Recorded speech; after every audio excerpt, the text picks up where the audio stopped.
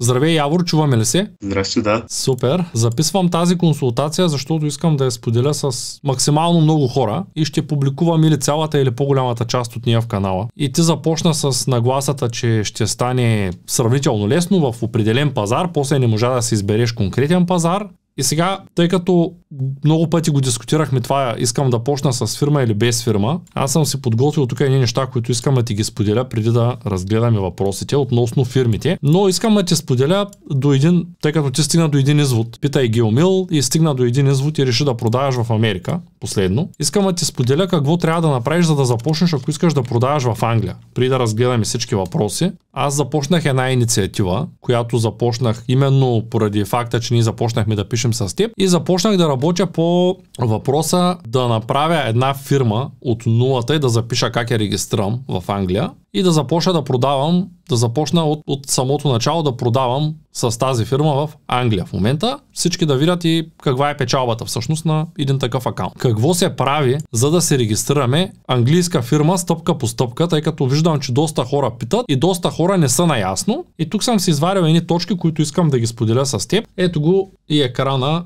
на моя компютър. Сега първата стъпка, искам да отворя едно сайтче, за да покажа нещо важно. Това е английския сайт. Тук, когато се поровим, можем да видим едни цифрички. Това го има и на български език. И тези цифрички показват вида дейност, който ще извършваме. Препоръчително е преди да започнем да работим с фирма, т.е. преди самата регистрация на фирмата, да знаем каква е нашата дейност. В България обикновено хората под една такава фирма пишат всичко, което може да се сетиш като дейности, докато в Англия трябва да напишеш максимум 4 такива. Тоест, ако се занимаваш с онлайн търговия, тъй като не съм работил с този лист, аз не съм счетоводител, взех го от Ивелин Митев специално за да го покажа. Тоест, за всяко нещо, ако произвеждаш, да речем, oils или някакви други видови масни неща, използваш този номер, за да характеризираш своята фирма. Хората, които искат да започнат бизнес, е добре да помислят, ако ще правят фирма в Англия изобщо, какъв точно номер им трябва, т.е. каква е дейността на фирмата. Това обикновено го прави счетоводителя. В случая, ако ще продаваме, имаме номер за продажби. Това го има и в Америка, има го и в България. Този сайт ще го сложа в описанието, за да помогна на максимално много хора да видят какво се случва. Когато си измислят име на компанията, в ето този сайт от търсачката могат да проверят дали това име на компания вече съществува. Тоест можем да влезем, да натиснем, да напишем, да кажем Trusted Trade, ако така искаме да се казва нашата фирма, и да видим дали тази фирма е регистрирана. Регистрирана е от 22 септември 2021 година. Тоест, ние не можем да регистрираме фирма с това име. Така, това е хубаво да го направим, за да знаем все пак какво ще регистрираме. Следващото важно нещо е да имаме регистрация. В случая аз имам регистрация в Xpost и за всички, които искат да се регистрират в Xpost, когато те отворят сайта, натиснат Register и въведат промокод VITAN, ще получат 2 безплатни месеца, но трябва да попълнят информацията тук. Трябва да имат такъв форвардинг адрес, т.е. ако искаш да почнеш в Англия, задължително е да имаш такъв адрес, който да ти пренасочва нещата от Англия в България. И тази услуга струва 360 паунда на година. Това държа да го отбележа.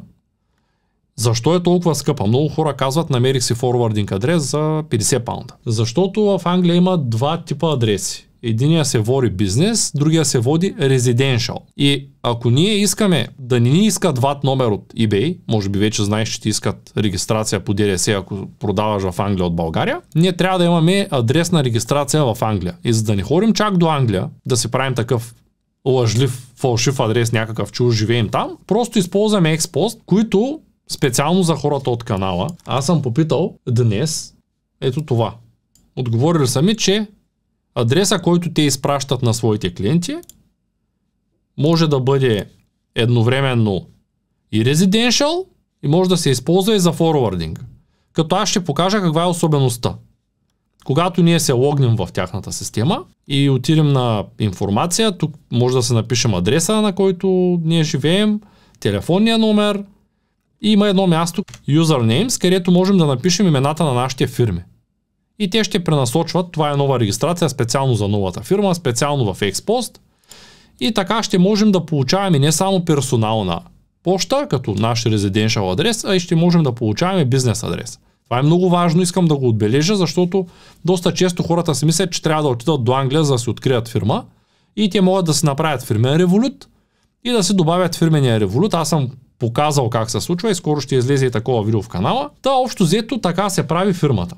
След което следващите стъпки са да предоставим лична карта и да изпратим личната карта, името на фирмата, номера с който ще работим, адреса, когато се регистрираме Xpost, да ги изпратим на техния офис. Ето на офис Donas Co.uk. Това е на Ивелин офиса.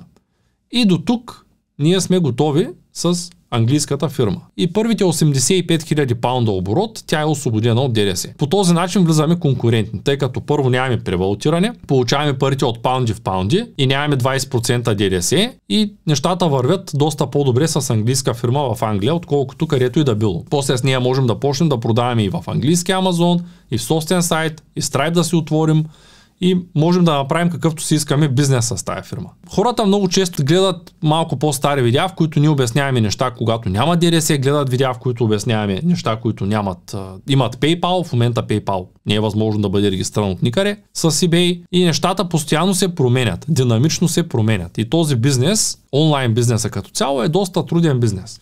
И това нещо аз държа да го отбележа, защото все по-често виждам хора, които са почнали, стигнали са до някъде, затънали са, искат да продължат, направили са една камара грешки и понеже ти си поредният човек, който започна на единия пазар, после на втория, на третия, реши да се връща, пак реши да остане там и тотално се оплете, държа да го запиша това нещо и да го обясня. Основният бизнес за продажба в където и да е по света трябва да се извършва с фирма. Това го подчертавам в много от видеята и ти си човек, който трябва сам да реши дали иска фирма или не иска фирма, но както сам каза, в твоето семейство има хора, които се занимават с бизнес.